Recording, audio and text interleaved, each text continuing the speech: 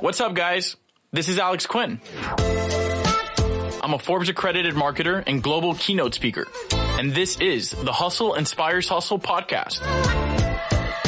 We are a self-development and entrepreneurship community for go-getters to organize their life and business. Get ready to gain knowledge from top-level entrepreneurs and world-class business leaders and be one step closer to becoming the ultimate entrepreneur. Before we start this episode, how would you feel if I told you that you could change your whole business process around with just $20?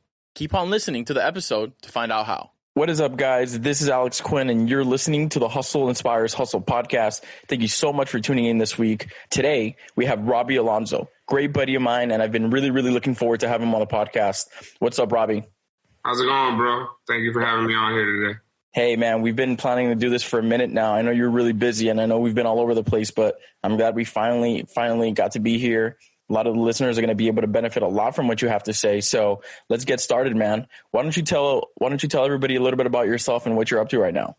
All right. Well, I'm the owner of the Franchise Tag, which is a clothing brand, also mixed with a agency that I'm aiming for. Basically, I started this brand 3 years ago. It was something that I was kind of up in the air with. I just knew I wanted to assist people, but I also wanted to have merchandise and different things out there on different type of artists and different type of celebrities and different type of influencers. So I started off by just creating merch and basically just seeing where I could go with it, seeing the response that I would get from people. So I started off real small, just created something that I thought was cool. I created a hat. In less than a week, that hat became a staple piece of mine, which is the reason I'm at where I am today. I'm also working in the music industry. So my brand and the things that I've created have opened many doors and avenues for me thus far. Now, I remember us speaking before, and you were actually, before you did all of this, you were a teacher, correct? Yeah, I was actually a high school teacher. I was teaching high school at Coconut Creek High, biology and Spanish too. Okay, great. And tell me, how did that change come about? How did you go from saying, all right, I'm a teacher right now, I'm a high school teacher, I'm going to start my own brand, or I'm going to get in the entertainment industry? Why don't you talk a little bit about that shift? So basically, I got out of college and I was trying to find like my little niche or what I was going to do or how I was going to apply my degree. I always knew that I wanted to help people. So I come from a background where my father was a teacher after he played baseball. So I was like, let me get into the school system and help as much as I possibly can. It started off real small. Like it was just something, honestly, to get money. I had to find a way to make money, and I knew the schedule and how everything would be as a teacher would be very beneficial for me and what I was trying to accomplish. So I settled in, and I actually got really comfortable with it because I started to enjoy it, and I started to be able to help the kids, especially high school kids who were going off into the world where I had a lot of people giving me great information, but they weren't teaching me the things that I was able to offer them at this point in time in their life. So I felt that it was great for both of us, me and the students that I was teaching at the high school. So I was able just basically to it was like trial and error with my brand and just teaching it to them. And then one day, I created something and it kind of took off. It actually did take off. And I had to make a decision. Was I going to continue to teach or was I not? So I had to put that on hold, actually. I taught for 4 years, but it's with something that taught me everything I know today and why I am where I'm at. It's so funny you say that because last night I was at an event in Miami and an old student of mine was at the event. And he was one of my favorite students. He's actually somebody I kind of keep in touch with still to this day. He does music now. And he looked at me and he thanked me for everything I instilled in them and everything I said. He was like, look at all the kids that are in your class and what they're doing. And I didn't really settle in to think about it. But then when he said it, I was like, wow, that's crazy. 3 of the kids, including him, I have 2 other students that are now like big time YouTubers who I talk to on a daily. And it's just crazy to see these kids who I was just kind of like taking these risks in my life and like everything that was positive or all the lessons that I learned, I was just teaching them and sharing what I was going through with them. And they were able to have like a blueprint. And now I got 2 kids that have over 1 million subscribers on YouTube. They just graduated high school, seeing that student last night. So it's just a great shift that I took, like being able to assist in the school. And now I just took all I learned with what I grew up knowing and applied in what I'm doing now with my brand. And now I'm assisting different artists and different people in many different avenues. Now, how I'm guessing that change from school to being a business owner was a rough change at the beginning. Yeah, it was real rough because like being a teacher, you don't know you don't know how to do it really until you start, but then you know how to do it because you learned it your whole life because you were in school. So you kind of like mimic what you were being taught. So it was like I had a blueprint of how to be a teacher.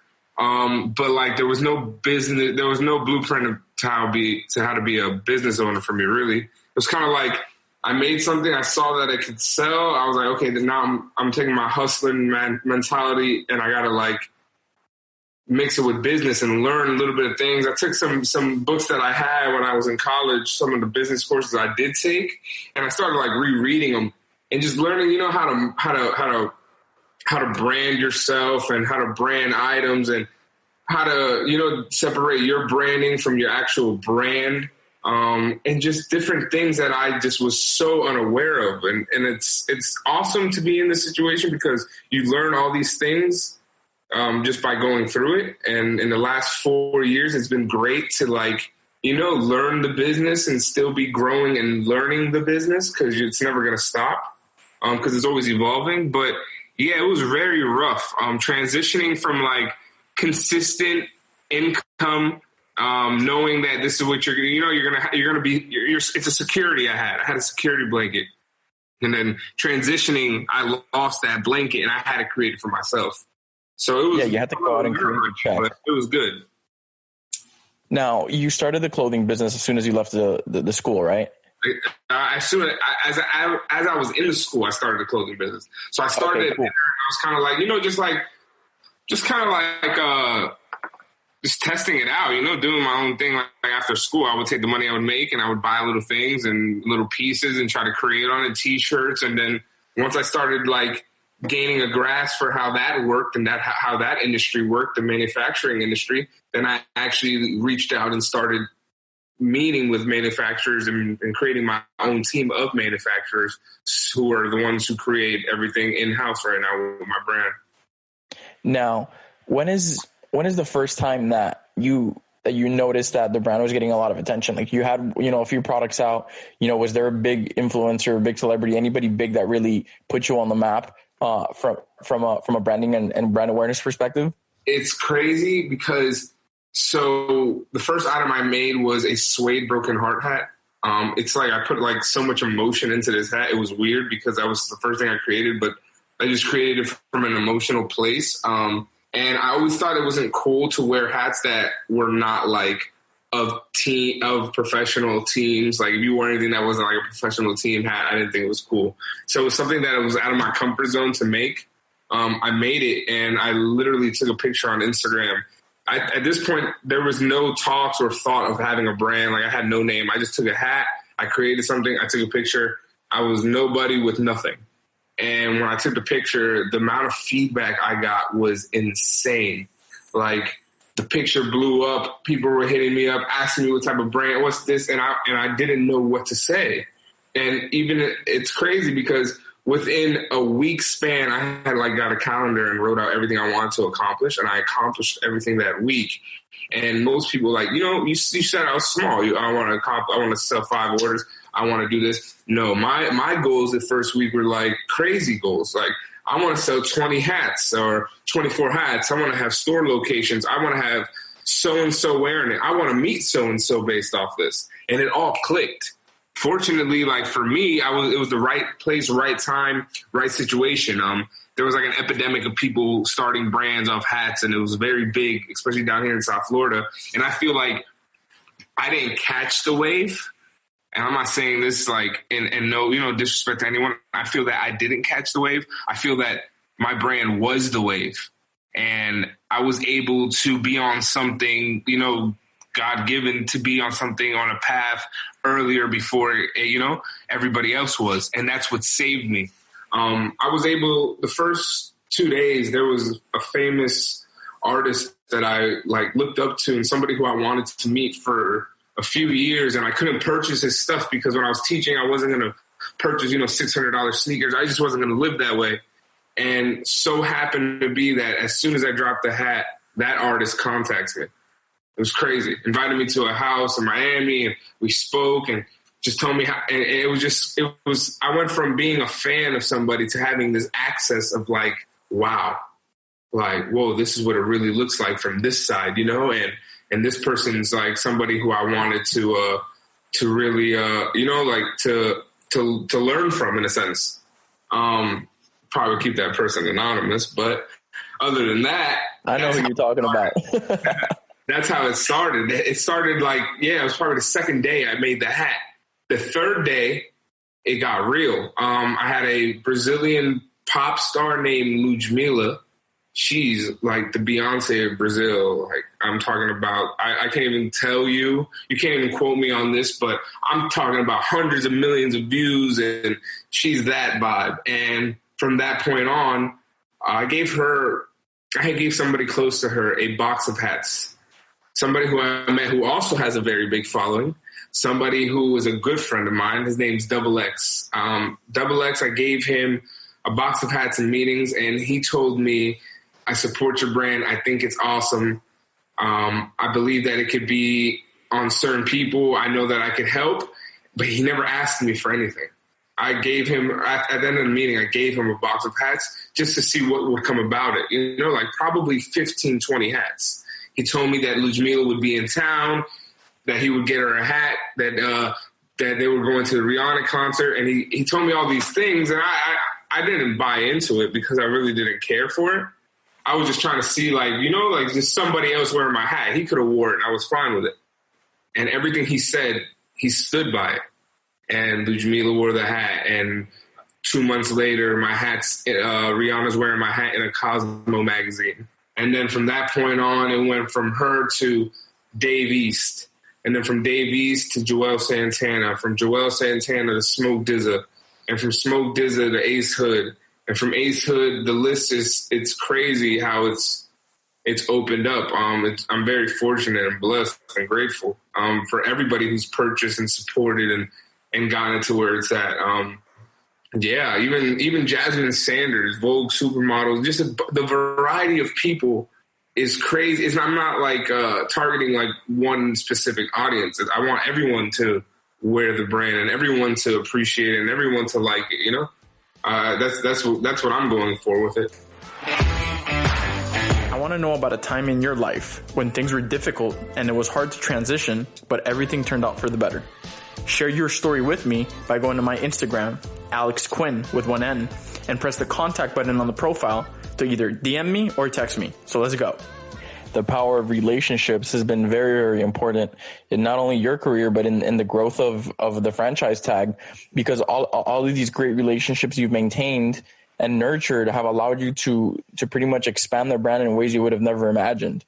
Like if somebody would have told you when you were at the school that Rihanna was going to be rocking a hat that you designed, it probably would have sounded a little bit crazy. Well, you actually made it happen because you took the risk and you obviously nurtured the relationships you had, which allowed you to get there. Now, obviously not just with that. Obviously, there's a lot of hard work, creation, design behind that, but it all just comes together correctly when you go about business the right way.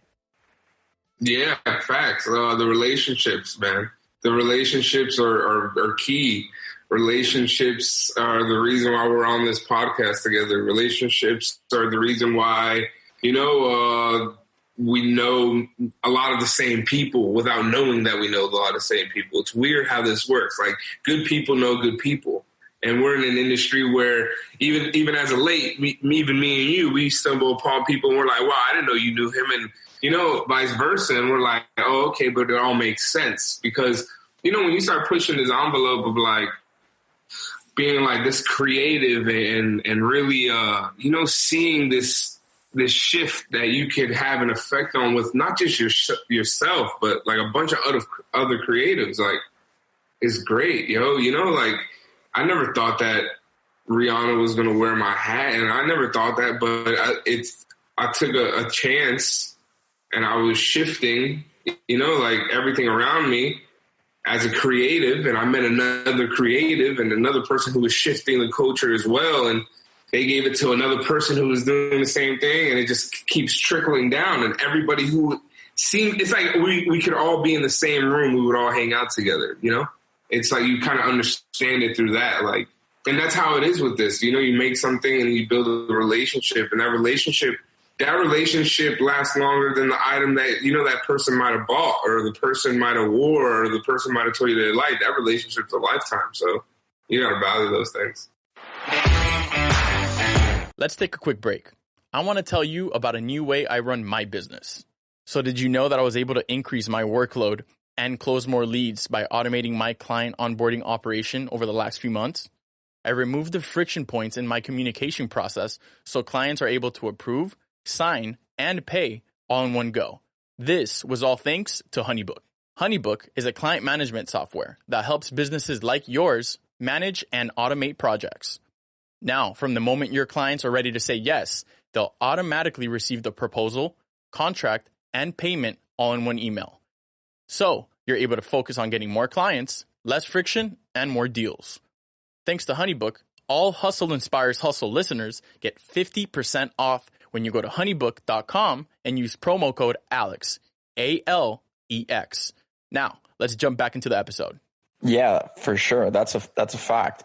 Now, you started the brand started doing well, and then you got involved in working with Ace Hood. Yeah. So I actually grew up, I went to high school in Deerfield Beach, same place Ace Hood grew up. Our family are very good friends. He actually 2 years older than me.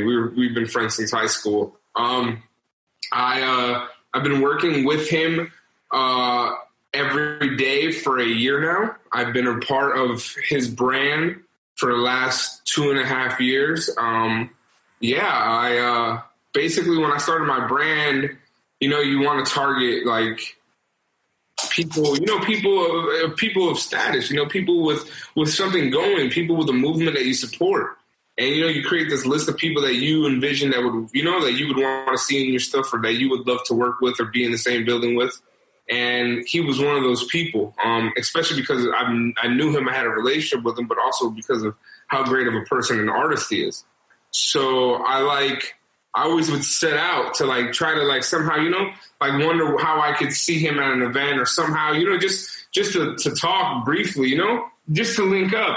And you know, time would pass, probably about 2 years into the brand passed, and I had never came in contact with him. And then one day I went out with the artist that put me in the situation I'm in, you know, that helped me. We went out in Miami, and I saw Ace out, and I walked up to him, and it was like no time had passed. It was like the way we were when we were in high school. We got to talking. We got to explain what we're doing, real quick, very, you know, business in the middle of a club, real quick. Talk some business, exchange numbers. We were out. A week later, I was already creating stuff for his brand, you know, just to show him what I could do, but also to, you know, to support the movement, because I've always supported it. So you want to be, you know, it was a team. And I was just creating things for them. They were all wearing it. And that right there led from one thing to another. And I started this past year, you know, I would style him for music videos, for award shows. I would also style him for everything, honestly, from all types of business ventures. You know, right-hand man, travel. I handle all his travel. We did a tour, a 2.5, 3 month tour. Went to different places like Dubai, you know, and it all started because of a relationship in my brand. And as much as I support his brand, he supports the franchise tag wholeheartedly. He definitely does. I see him support you so much. Yeah, he tells me how much he really supports it, and that's why I'm able to work with my brand and also work with his brand. That's crazy. So you guys linked up at a club, and you already knew what was up. You were going to waste that opportunity. You caught a good vibe. You saw you guys are on the same page, and you said, you know what? Let me talk to Ace. Let's see what vibe we could catch, and let's see what business we could do. And sooner rather than later, you were out traveling the world with him. But of course, you brought value up front, which is something that I always talk about on the podcast. You showed that you could bring something to the table. You showed that you have a pre-established business or something that you could actually do for them or for yourself that could benefit everybody as a whole. And like I said, before you knew it, you're traveling the world with him and actually conducting business for him, which is great, man. A lot of people would have been afraid to walk up to Ace at the club. You know, despite the fact that you guys are in a previous relationship, some people are very insecure about the things that they want to do. And that insecurity keeps a lot of people back from progressing and doing the things that they want to do. Yeah, facts, man. And I understand it. You know, at first I didn't understand why people like are so hesitant or so afraid, but everyone has their reasons, and I've learned to respect it. And I support it either way. If I agree with it or not, I support what people feel is best for them. What I will say is, if you want to be successful, you need to be as uncomfortable as possible, as often as possible, and you will be successful, especially at the beginning stages. Like the things you don't want to do, the things that you feel that are embarrassed, or whatever, the insecurities that we have as people that we all fight through, we all battle through.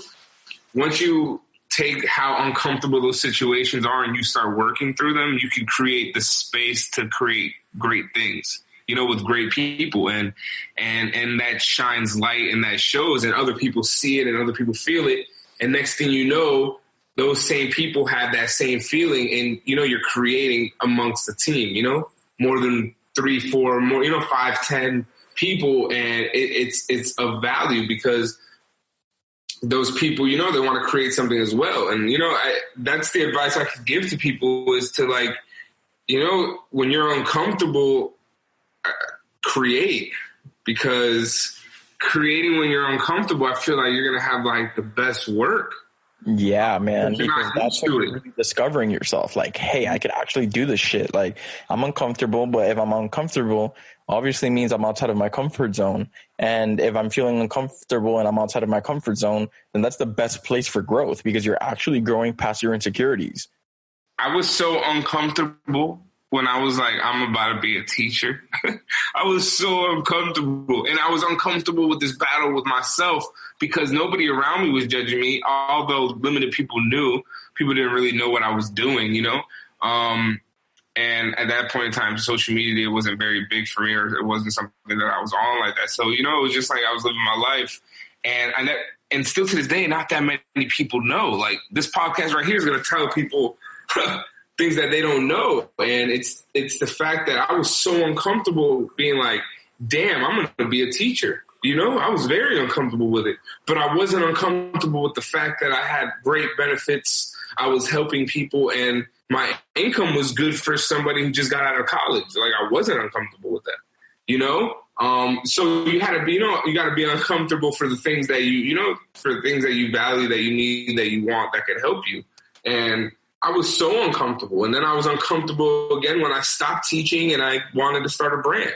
I was uncomfortable then. And I was uncomfortable after I made my first 100 sales, you know, like, it's the greatest times of my life I've been uncomfortable. I made, you know, 100 sales. I was uncomfortable because I was like, how do I make 200? That's just really it.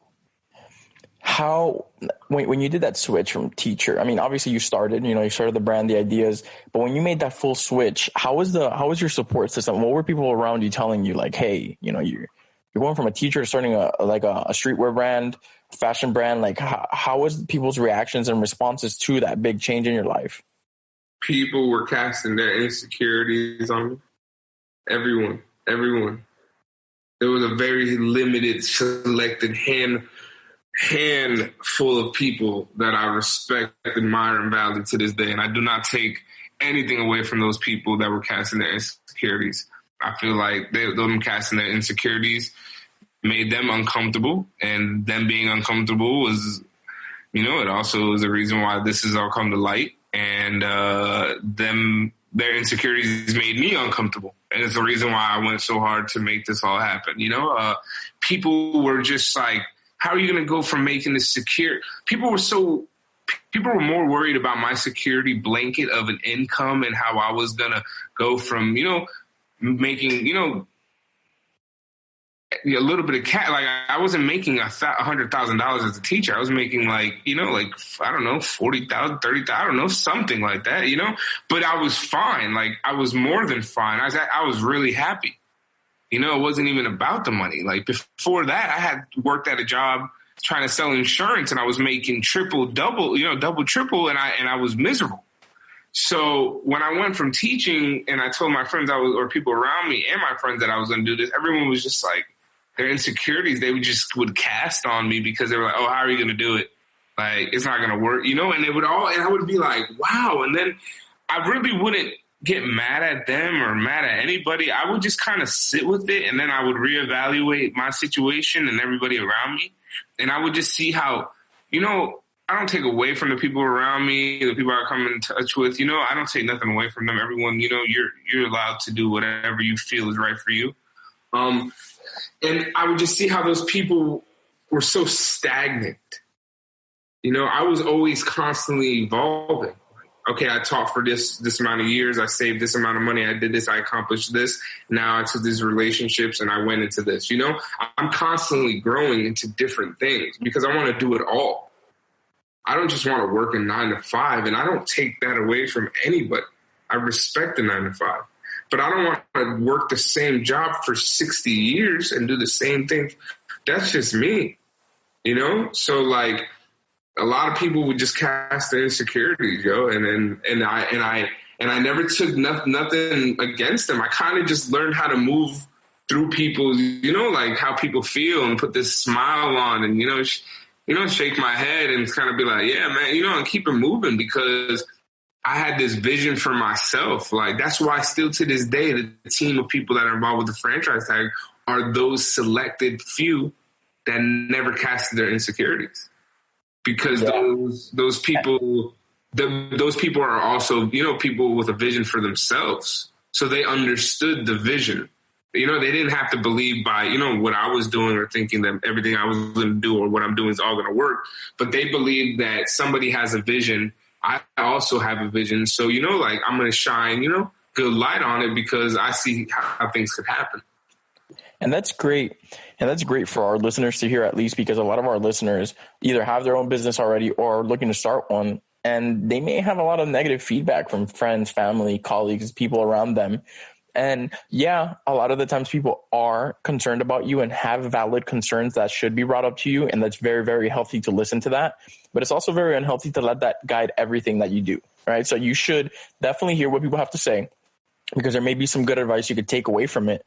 But it also shouldn't limit you in the things that you want to do because, if you would listen to a lot of that negativity or a lot of those people, you wouldn't be working with Ace right now, or your Rihanna wouldn't have been wearing your hat, or Dave East, or any of the people that you mentioned. All of these, look how many things you impacted just with something that you created yourself because you weren't afraid to do it.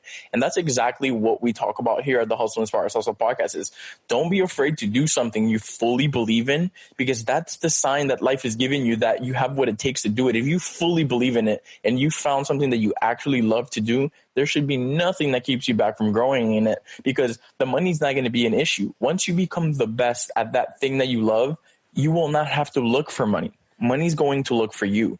And that's something that people don't realize. They think that they're always going to have to go and chase the check, but they don't realize that there's a scenario in which the check chases you. Like in my specific perspective, I turned down a lot of clients for advertising strategies that they want me to create their strategies or overlook their campaigns because it's just their values and the things that they have going on don't align with what I'm doing.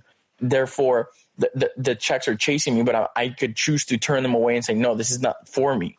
And everybody has the opportunity to get to that point, but they just have to become the best at what they're doing. And you've perfected.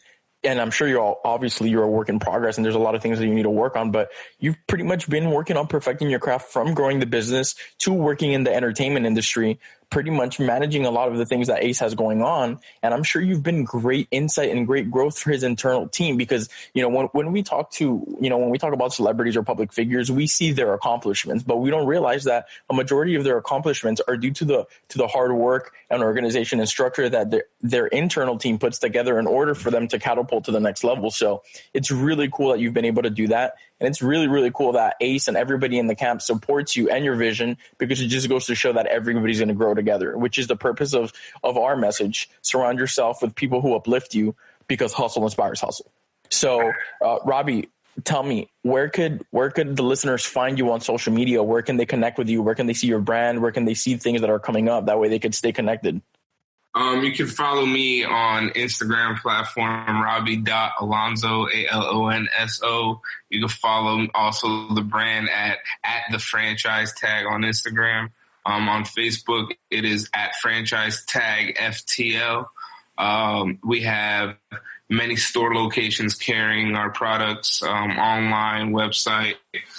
We've just completed a partnership deal with Karma Loop. So that's an exclusive for the Hustle Inspires Hustle podcast. Karma Loop will now be carrying the franchise tag. I'm always, networking out in Miami and meeting people and always going to new events and new venues and just trying to see the up and coming. I'm all for the people that are trying. I'm all for, everybody who's trying to make it and everybody who's already a part of this culture. And got a lot of things in the works, and I appreciate Hustle Inspires Hustle. I appreciate you, Alex. It's always dope connecting and working with you and creating a dope path in life for our dreams to exist. Bro, you've been supporting our movement since the beginning, since nobody knew shit about us. And now, fast forward to today, we have a global event platform. We have some of the top podcasters and entrepreneurs in the world on our podcast. We have a merchandise line. We have so many things going on. We have almost 70 million views on Instagram stories with our name and all of our GIFs. We have so many incredible and exciting things going on that didn't even exist. I remember you putting our wallpapers on your phone and showing us love and showing us support when we were just starting this shit up. And it just goes to show, we were just talking about it. You believed in franchise tag, you blew it up, people supported you, and they saw the vision. You saw the vision in what we were doing, and now we're doing all these amazing things, and we're still supporting each other. So for the people that are listening right now, don't be afraid to support other people's businesses. Don't be afraid to ask for help. Look at Robby and I's specific scenario. We've known each other for a minute now. We met through a lot of mutual friends. We've been supporting each other's businesses for a while, and we continue doing it. And that's the essence of what Hustle Inspires Hustle is. So thank you so much, guys. Make sure you tune into next week's episode. Thank you so much for your time. All right, let's recap what we learned so far. We definitely got to know that we got to step out of our comfort zone. You're only going to succeed when you're uncomfortable. If you're switching from a 9-to-5 or starting your own brand, don't be afraid of doing something you fully believe in. Also, make sure you're not chasing that check. Look into people's values, and if they don't mix with yours, be okay with saying no. You're going to get more opportunities. Don't forget to check out honeybook.com to automate your business processes so you could get more clients and get paid faster. Get 50% off when you use code ALEX, ALEX, at checkout. Thank you guys so much for taking the time to tune in. I'd really appreciate it if you guys could share with someone, review, or even subscribe to the podcast. If you want to connect with me, follow me on Instagram at Hustle Inspires Hustle. Or you could follow me on my personal, Alex Quin, with one N. This is the Hustle Inspires Hustle podcast with Alex Quin.